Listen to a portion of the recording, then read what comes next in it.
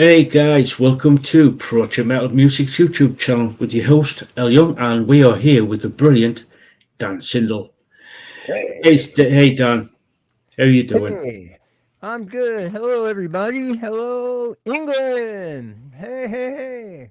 I'm happy to be here. Hello, world. Cool, cool. So Dan, could you introduce yourself and what you do? Oh, absolutely. But at first, I'm going to sound like a politician. And thank you for allowing me to be on your program today. Yes. Hey, so yeah, this is a brand new experience. I'm beaming in from Los Angeles, California. It's almost 100 degrees out there today. Things are heating up. It's summertime, baby. And yep, I'm a rock and roll musician. I've been playing guitar all my life. I'm now doing a bit of a solo career. I have two EPs out. I'm looking at putting out my third one by the end of the year, which we can all talk about. And yeah, I'm like I said, I'm an independent musician. I work hard trying to get people to hear my music. If you are a musician, you do know the struggles of getting out there and having to work. There's really no record companies anymore, so the hard work, the heavy lifting is on you, on us. So I sent out invites through an email list to a lot of different press and radio and promo, and Elle happened to find me. I guess he liked what I had to say, fired back an email, and here we are. Thank you. Cool. Yeah, cool. Yeah, it was one of those things where I just caught Dan's email and said, "Oh, this guy sounds interesting. Let's see if he's up for doing an interview." So yeah, Yes, I'm the most interesting person you'll talk to all day. I can't tell you about tomorrow, but here I cool, cool. Yeah, so Dan, let's type into some questions.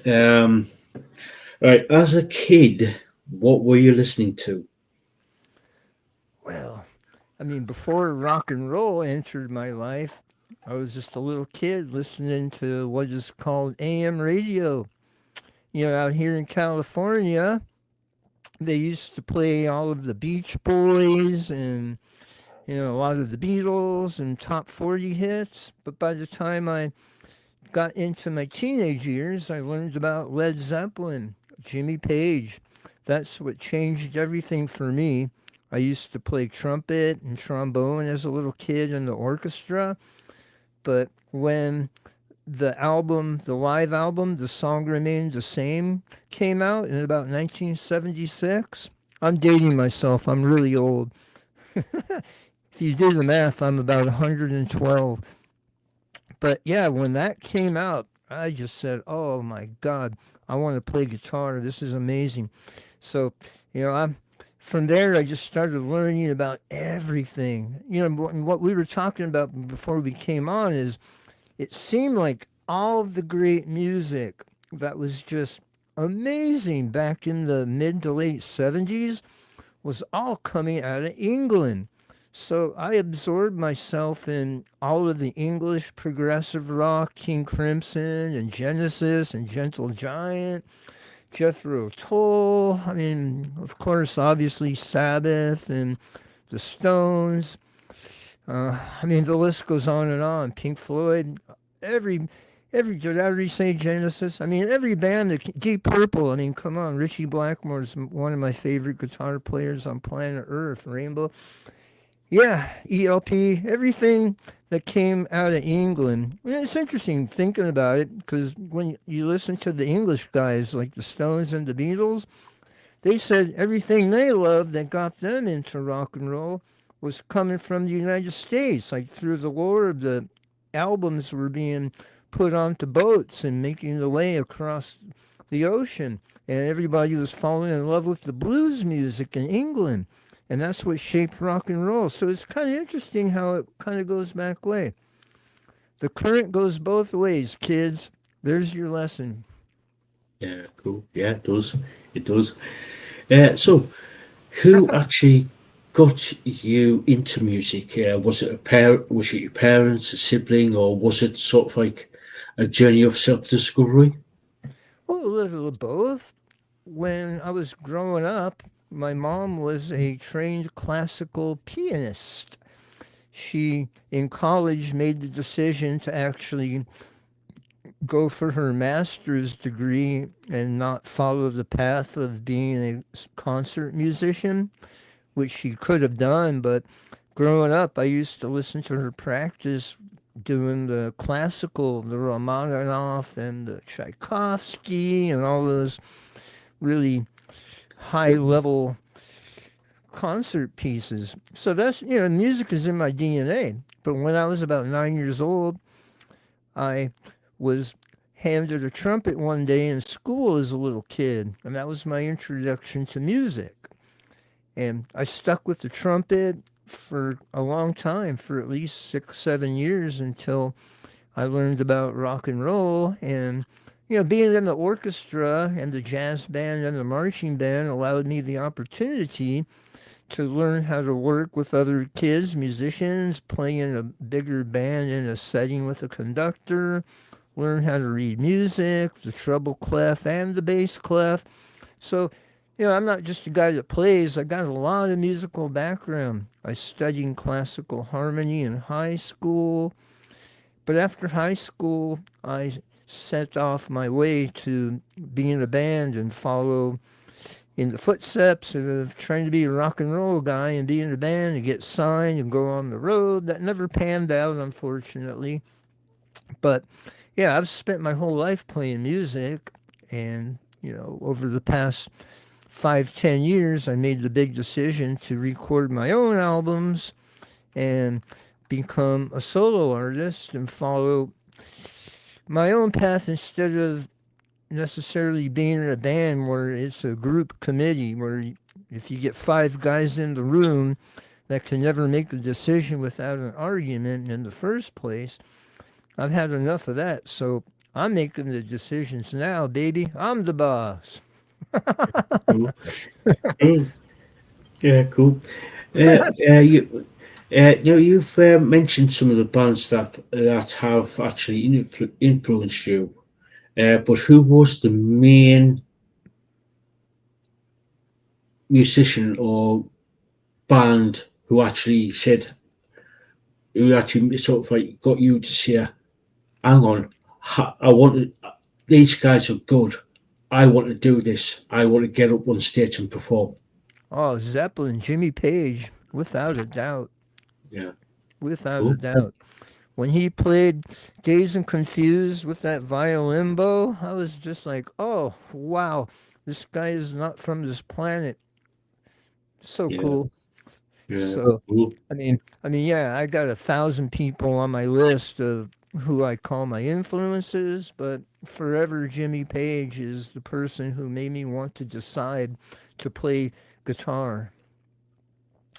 Cool, cool, Hmm. cool, cool. Um, right. We've got a couple of questions from the chat here. Go for it. First one is from Jessie581, who's in Australia. She asks, if you had the money ready, would you do a tour? And the answer is yes. And that little word if is the key word. Unfortunately, at the moment, I don't have the money to tour. Oh, how I wish. And Yeah, yeah, I want to go to England, travel all over Europe. The festivals just look so incredible. I got a lot of friends. They're out there right now touring all over Europe. And I'm sitting here at home feeling really jealous. yeah, yeah, It's hard. It's hard finding musicians who are, well, I guess you could categorize it talented enough to play the music. The stuff I write is fairly progressive and aggressive, kind of a blend of classical, well, what would you say, progressive rock, classic rock, and progressive heavy metal. It's kind of a blend of yeah, everything. So yeah, finding musicians who are skilled enough typically are already working. Most of them are either in a real band touring, playing the big festivals, or they're more based at home, playing in five or six bands, cover bands at the bars, tribute bands wearing a goofy wig, but they're making money, they're getting paid. So it's just hard to find musicians who are available. That's where I'm at right now. As of this yeah, writing, August 5th, 2025. How about that for a timestamp? yeah, yeah. Jesse also asks, where would you tour? Would you obviously you said to England and Europe? Would you go up into Canada or down to Australia or down to South America? Oh, I'd love to go all over the world. But for some reason, playing London, playing England, my dream is to be at the big O2 in Wembley and kick some ass in front of 80,000 people. Why not? Dream big or go home, right? Yeah, true, Yeah, I true. want to see the world. It's been my life's dream, but I've never really had everything going in my favor to make that happen. It's tough. There's a lot of variables and a lot of moving parts. And, it's almost like capturing lightning in a bottle to be able to really put that all together and go out there and do that. Yeah, I hope that yeah, answered your question. yeah. Thank you, Jesse, for that. And Um, we thanks, Jesse. also we've got another question from Lisaboo, who's up in Canada. She asks, "Do you have a favorite song to play, whether it be your own or say it's Led Zeppelin's one of Led Zeppelin songs?" Well, hi, Lisa. You're from Canada, huh? Well, I'll tell you what, as far as having a favorite song to play, no, I don't really think I really have a quote unquote favorite song to play. I like playing a lot of songs for a lot of different reasons. But I'll tell you what, maybe if you asked me that same question maybe like 20, 30 years ago, it definitely probably would have been any song by Rush. I'm a total Rush freak. Next to Jimmy Page, Alex Lifeson is just like boom, right up there in my top list. And growing up, I almost could play every Rush song almost note for note, and I'm pretty lucky because I'm a little older. In high school, in 1978, Rush came through on the Hemispheres tour, and I got to see Rush opened up with Pat Travers. What a amazing show. So, man, yeah. I used to love playing all of 2112 and Cygnus and Farewell to Kings. Oh my God, I'm remembering my childhood, man. Now I'm going back to high school. But yeah, yeah, playing all that Rush was such a technical challenge. Yeah, I don't know. yeah, Does that help? But yeah, as yeah, far as my songs go, that's a hard question. I'm not a parent. I don't have children, but I would imagine that would be like asking a father, "Who's your favorite child?" Like, oh, I love them all. So as far as all my songs, they're like my little kids. I love them all for different reasons. Some of them yeah, piss me off more than others. Some of them I like a little bit more in different ways. yeah. Thank you for that, Lisa. So, um, were you in any bands prior to doing your own stuff? Yeah, absolutely. In high school, me and my pal Jim, rest in peace, he's no longer with us. We put our band together, and it is or was called Stone Soldier. And growing up in the late 70s, music in Los Angeles was incredible. We were, really setting our paths on getting out of high school and being a famous heavy metal band. Judas Priest at that point in time came out with Screaming for Vengeance, the Scorpions and Van Halen were all kicking ass. And the music scene was wide open. Back then the clubs were incredible too. I got to see Randy Rhoads in Quiet Riot at least 5 or so times in the small clubs before Ozzy and all of that. All the guys that were playing in the clubs were like my older brothers, my teachers. I used to see Jakey Lee playing a bunch of bands before he got big and called up to Ozzy, and it was just incredible. So, being part of LA was really an amazing place to be because of Hollywood and the energy and the competition. So much music. It's not the same anymore. Rock and roll is kind of hanging by a thread out here. The clubs are, I hate to say, sort of empty, half empty. Sometimes they're pretty full because the band is famous that's coming through town, but the support for live music isn't the same anymore. There's a lot of reasons for that, probably because of the pay-to-play thing that you have to do. If you want to play a big club, you got to pay $500 to over $1,000 and buy tickets and try and sell them to your family and friends. That sort of put a damper on everything. Just imagine you're a fan of a rock and roll fan, and 30 or 40 different bands. They're all asking you to do the same thing. Hey, we're playing the Whiskey. You want to buy a ticket? How many people can you buy a ticket from at $20 or $30? Nobody can afford that. And, it wears and tears on your goodwill. So, long story short, I'm not complaining, but that's just how it is. I don't know what it is maybe in England or Canada or any other town as far as bands having to pay for their time on the stage, but it does make it a challenge because of all the competition out there. Yeah. I hope that answered your question. Yeah. To It some did, yeah. degree. Yeah, we did. You did, yeah. So, what have you been up to, especially over the last 12 months? Well, I've been recording, I've been writing, I've been promoting my music. I just signed up with a really awesome small independent record label. They're called Curtain Call Records.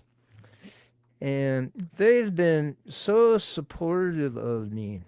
While we're talking, let me see if I can. Oh, here, let me put this logo into their. Yeah. Can you put that? Ah, there they are. Curtain Call Yeah. Records. Yeah, I've been with them now for about 3 months, and they're helping me promote my music and get it onto radio stations all over the world. I've got 2 songs up there right now being promoted. My first single from my new album, which is called They Only Love You When You're Winning. They're pushing 2 songs. Oh, there, look at that. Beautiful. That's a self-portrait of me, by the way. Like I was saying earlier, that's me before coffee. And they're pushing 2 songs at the moment. Ambition, which is a blues type of a rocker, kind of a modern day blues. And they're also pushing a song called Freedom, which has roots back to Led Zeppelin. Yes, the bass kind of has a kind of a low end growl like Yes Roundabout, and the drums might be reminiscent of Zeppelin, Achilles' Last Stand. Excuse me. Not trying to copy anybody, that's for sure, but after listening to music for so long, I think any musician will probably tell you it's really, really near next to impossible to write and create a song that doesn't reflect or sound just maybe like somebody else, even though you never planned to, or maybe even never heard of the band or whatever. There's only so much you can do with 12 chords, but trying to find your own voice in music is the hardest thing for a musician to do.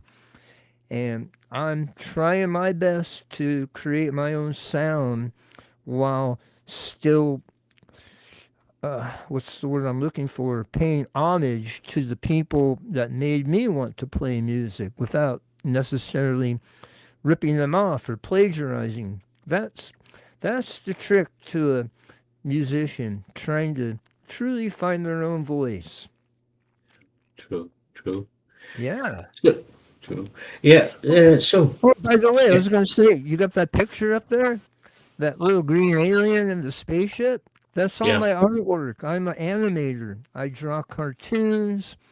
I make little animations. So the video for Freedom was all done by me, as well as Ambition. And on my first album, can you put that little blue one up there real quick? Thank you. That's my first album, Unpopular Music for Popular People, Volume 1. Say that 3 times fast. That album's about 3 years old, but I got a couple songs up there as well that I animated just while I'm talking about animation. And I did all the cover art too. So I'm sort of a self contained unit around here. I try and do as much as I can just because it's fun. Yeah, yeah, yeah. It can be fun. It can be fun when you try to, yeah, when you learn something new, when you want to show it off. Yeah, yeah. Thank you for putting all my pictures up there. That's cool. Yeah, pleasure, pleasure. So, um, you've mentioned that the unpopular music for popular people. That's your first EP. Could you tell us a little bit about that? Yeah, absolutely. Is there anything specific you'd like to know? Uh, Go through how many songs are there on the EP? Well, that is a 5 song EP. And interesting enough, the one I have out now, They Only Love You When You're Winning, technically is called Unpopular Music for Popular People Volume 2. So I got a Volume 1 and a Volume 2, but I just went ahead and called it They Only Love You When You're Winning, just for the hell of it. I guess I was feeling that way a certain day. But yeah, I mean, those 2 albums or EPs are what they're technically called, were primarily all recorded during the same length of time during COVID, just COVID-19, but about in the year of 2020 to 2021, just a few years ago, I was going into the studio and hiring some of my drummer friends out here in Los Angeles to come into the studio and help me bring my demo recordings up to professional standard. So I would get a couple drummer friends in the room with my demo songs. They would listen and replace the computer drums that I program, and they would put down real drums, and then I also I also did the vocals in my friend's studio. Then I would come back to my room where I have a little bit of recording gear, and I would re-record the guitar and the bass to make it sound more professional. Because I did it at first with the computer drums, but once the real drummer put down the real feel like a real human, I would have to go back and redo all my guitar parts to make it sit right with the new drums. So this is a whole process. I had 11 songs recorded in this manner. I hired 7 drummers. A couple of the drummers did 2 songs in a day. Some of the other guys just did 1 song a day. So, slowly but surely I was able to replace all the, I keep saying that, replace all the guitars and the bass and do all of the editing and production over here as far as I could go. Then I would hire professional mixing engineers to make it sound like a hit album. So I'm very fortunate. I have some friends that I could call who are Grammy nominated and Grammy winning engineers with platinum albums and gold albums and all of the trophies that you could win if you're in the music industry. So I've called upon a couple of these people and they mixed my music that I did pretty much from my friend's studio, then my computer, and I shipped it to them, and they did what they could do with it. And lo and behold, I have two successfully completed EPs, and Cool. couldn't be happier. Yeah. Considering, Cool. when you're doing this yourself, you got to look at it and say, how can I do this without spending a lot of money? I mean, how do I get a product sounding as top notch as possible without breaking the bank and going into debt? And that's a big way to do it. Record your guitars and your bass at home and try and save some of the costs. At least in my way, that's what I was able to do. Yeah, true. I know that going into the studio can be very expensive. Oh yeah. Yeah, that price tag can send you to the poorhouse if you're not Yeah, careful. yeah, true. Yeah, it's not So the yeah, 70s. It's not the 70s and 1980s anymore. You remember like stories of Fleetwood Mac? They would like spend $1 million just so Stevie Nicks can enjoy her own private restroom that they built with a shower. you know, okay, you know, those yeah, days are gone. Big yeah, labels true. don't sign many artists, and if they do, I don't think they're giving them the same type of budgets anymore. No, no. Unless like they know for if they've got like a dead cert, then they will spend up their money to yeah, Well, granted, if you're Metallica or I don't know, on the level of Taylor Swift or Lady Gaga or an artist at the top level, they can still get what they need. But bands just getting signed maybe to a label, I don't know. I don't think they're going to get the same type of financial support that bands used to a long time ago. But yeah, even so, if bands got any type of a front end, I think really it just amounted to a huge bank loan that put them into debt for about $400,000, which they could probably never pay back. Never did seem to pan out to the favor of the artist. they never do. They never do. Some of these contracts, they never do. Yeah, yeah, there's a lot of horror stories out there. I've heard some. Yeah, I've heard some of them. I've literally heard some of them.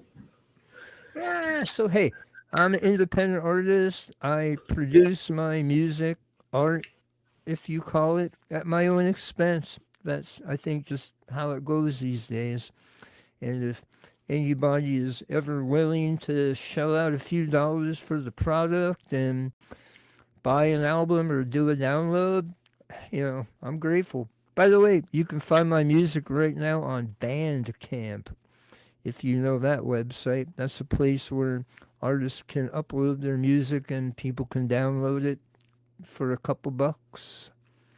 So, Cool. hey, buy me a cup of coffee, eh? Yeah, cool. That's what it's Yeah, all about. I was going to say, if you're from Canada, that's what it's all about. cool. Sorry. Yeah, yeah. We've got another one in from Canada. Hey, up, round. How you doing? Yeah, yeah. So Hey, hey, Rathon, Rathon, yeah, Rathon. yeah. So Dan, have you got any new merchandise, or have you got plans on doing any merchandise?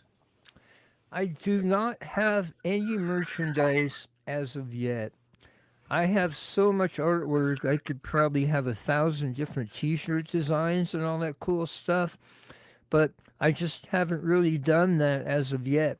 All I do have are my two albums. They're up for sale on Bandcamp for just like $5. And if you do download one of the albums, I got a little free gift. It's a lyric ebook, a PDF ebook, and obviously it has the lyrics and it's chock full of all my stupid little cartoons. So you get to see some of my album and my artwork. Kind of like back in the days, you used to buy an album and you would really get to know the artist through the artwork, maybe the little cartoons, or just all the cool stuff. So I thought albums aren't really being printed very much anymore, except for on a collector level. And this is sort of my way to kind of doing a throwback to the 70s and the 80s where you would buy an album and you would get a book. Like, oh, yeah, really, really get to know the artist, see what's going on with them. Because if I used to buy a Yes album, I could sit there for 8 hours just dreaming about the landscapes and the artwork that Roger Dean used to paint. You get lost in all that stuff. It was so cool, yeah, the imagery. So, yeah, yeah. Anyways, that's all I have yeah, at the moment. I'm going to do yeah. some t-shirts pretty soon, probably by the end of the year, but I'm sorry, nothing right now. Yeah, yeah, no worries, no worries. Yeah, one thing about I grew up on vinyl myself. When I was younger, I used to. Wait a minute, wait, I'm sorry.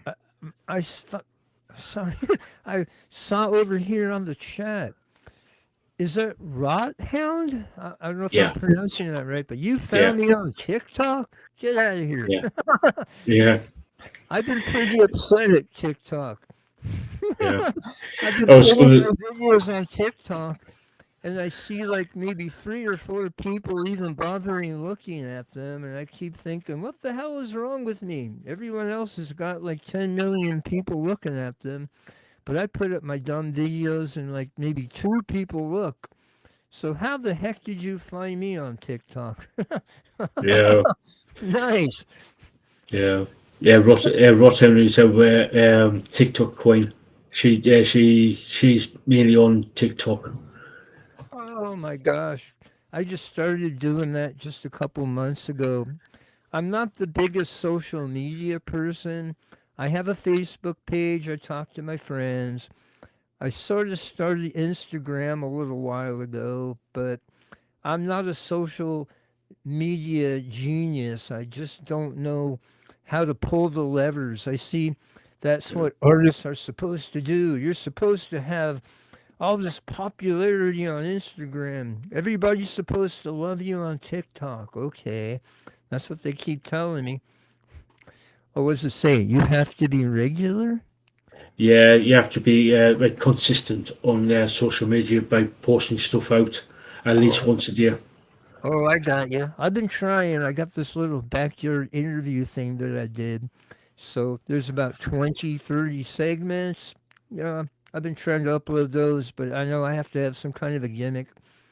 Yeah, Hey, Kiss had a gimmick. They painted their faces. That that's been taken. I can't do that. But true. Yeah, just making jokes. yeah. So, um, I know you. Have you done? Have you got any? Is there any plans on doing any tours or like doing like local shows to you? I'm sorry. Can you please repeat that?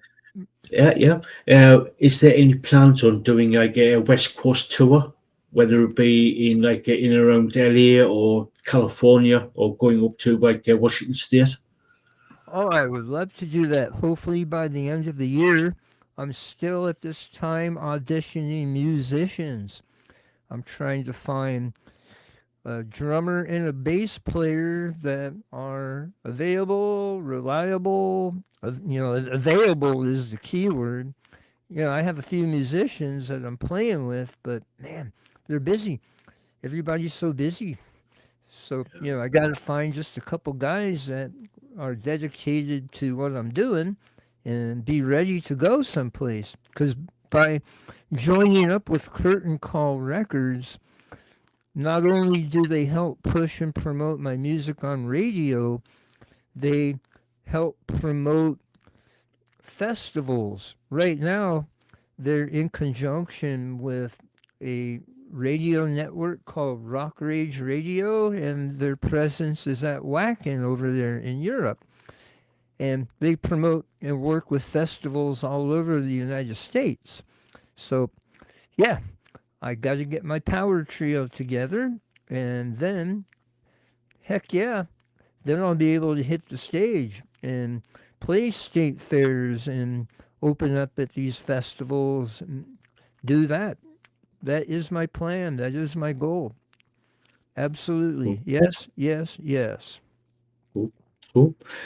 So you did mention you are on Facebook. Is there any other social media sites that you're on?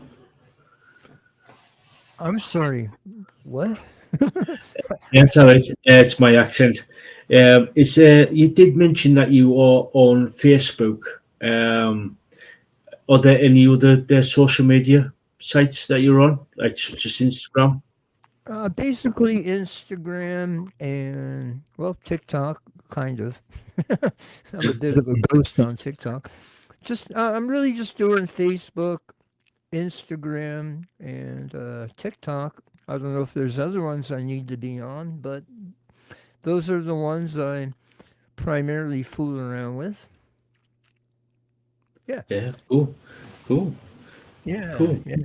Is there something I'm So missing? I Oh, don't think so. No, don't think so. Guys in the chat, if you got any more questions, ask away. I think I did see one. Oh yeah. Um, Jesse 581 uh, asks, would you ever do a limited run of vinyl? yes, Jesse, that's a great question. And it's always been my dream and my goal to have my music out on vinyl. That's how I grew up listening to music. Nothing, nothing but records. CDs weren't even invented. I grew up before CDs even were even a thing. Record vinyl is everything. And with Curtain Call Records now, working with them, their mission in helping me is helping me build popularity in certain markets. So, the plan is they get my music out, they see which countries and which towns are generating interest, and once we start building up a bit of a following where economically it makes sense to start producing albums, because there's no sense just printing 500 albums and having them sit in the garage if they're not going to sell. So, the plan is to build my profile since I'm new with the company, and then they have the contacts through a bigger corporation called The Orchard, which is part of Sony Records. It's a whole thing.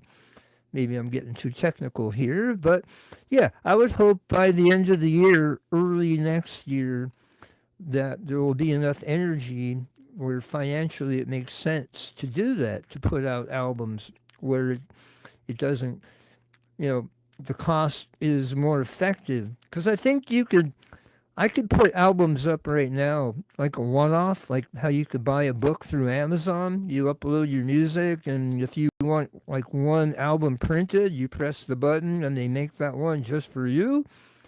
But I would think that would be almost like $40 or $50 at your expense just to buy an album at that type of thing where you're just calling one up made for you.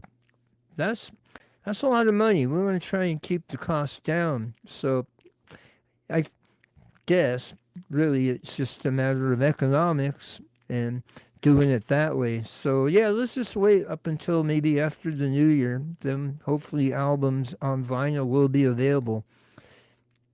Cool. Cool. Yeah, Does that thank you, make sense Jesse, to for you? that. Yeah, it does. Yeah. Yeah. Thank you for that. So, um, we're going to start wrapping things up in the next 5, 10 minutes or so. Mm-hmm. Um, so, Any advice for people who want to become a musician, whether it be for their own personal thing or going down the sort of like the more commercial route? Advice. Well, I won't give advice per se to a certain instrument like being a guitar player or a singer, but if you're talking about trying to be a musician, whether you're writing and recording your own music or wanting to be in a group and go out as a group, as a collective, well, there's different variables in each one. But bottom line is, you really have to love what you're doing. You've got to follow your heart and be in it for the right reasons. When I was growing up, things were a bit different. Music back then was a wide open playing field.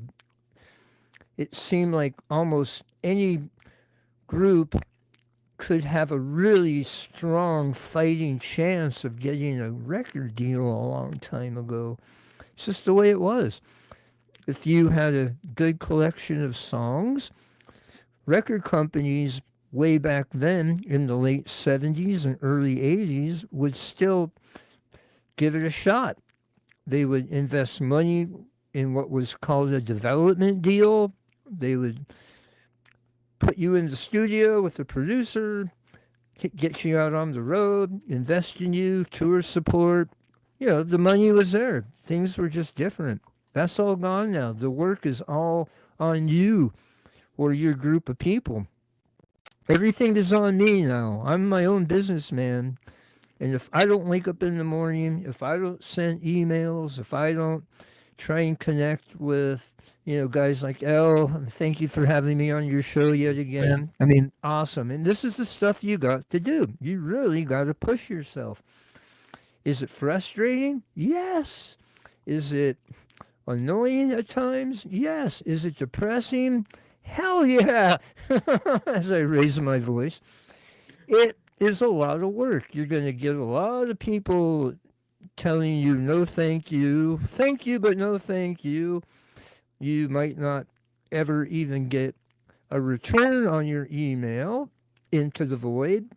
And you're really just going to have to fight for what you believe in because, look, things have changed. Let's roll the clock back about 20 years.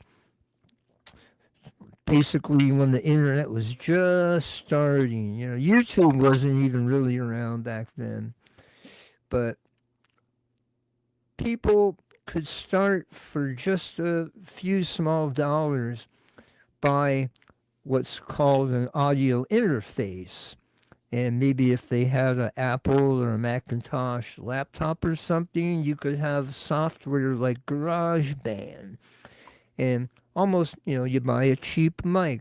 Almost anybody now could start recording their own music. I mean, now that's as common as opening up your refrigerator and looking for a snack. Everybody is recording their own music, which is, it's cool. But the problem is everybody is recording their own music. The pile grows and grows and grows. Like by 500,000 to 1,000,000 new songs are uploaded to Spotify on a weekly basis. It's frightening. The competition now is just beyond and out of control. So to be able to even get on a program like this, it's like winning the lotto to actually have somebody like Al in Project Metal Music. Yeah, thank you, Project Metal Music.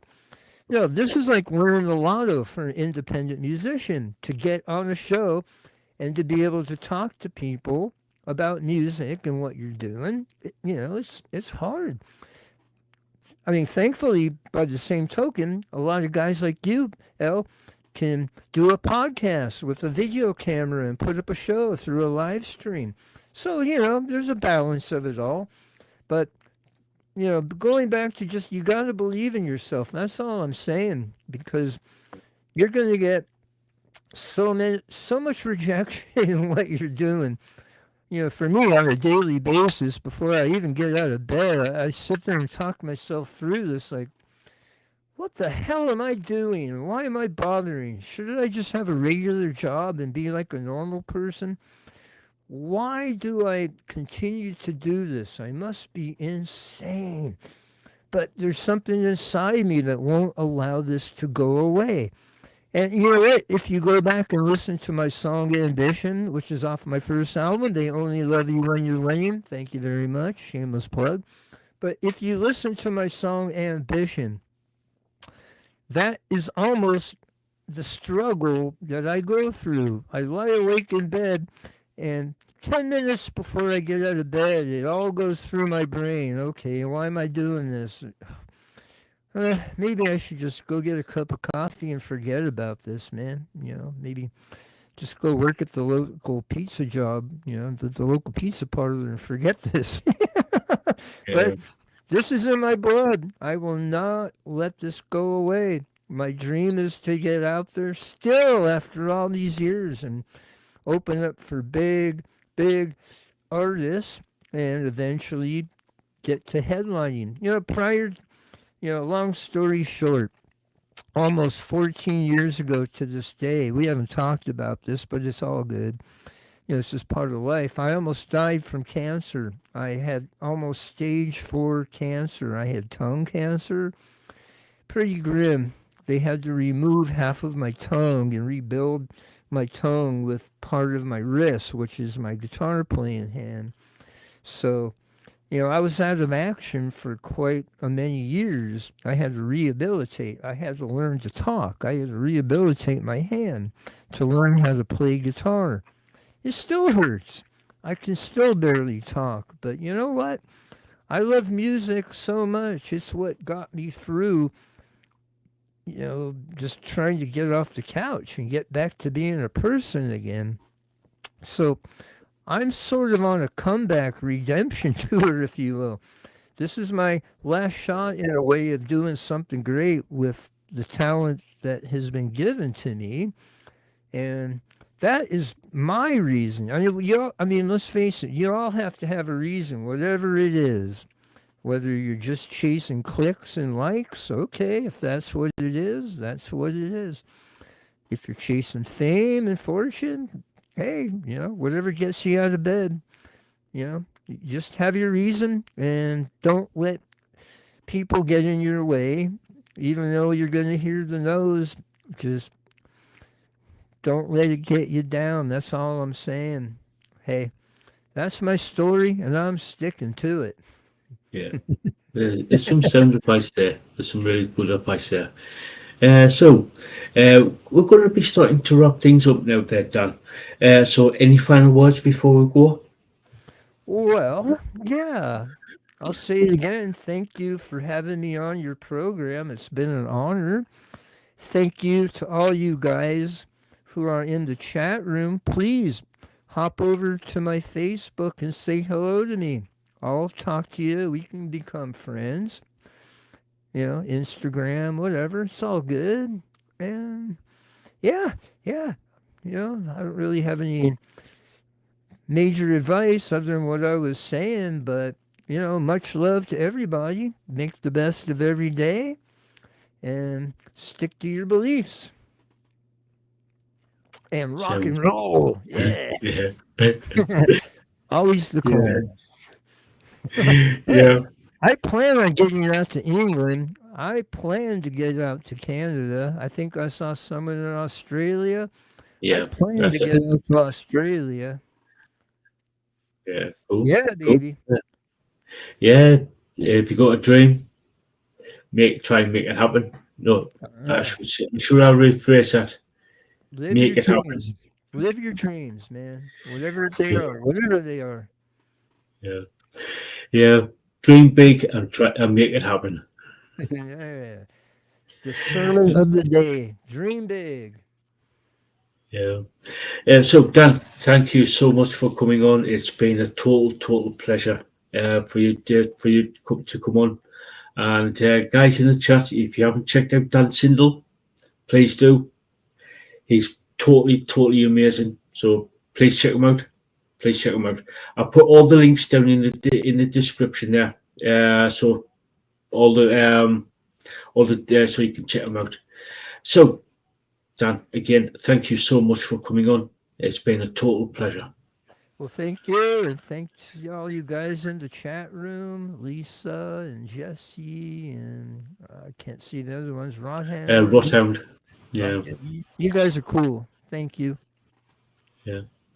So, guys, until next time, we'll catch you all later. Peace. Bye.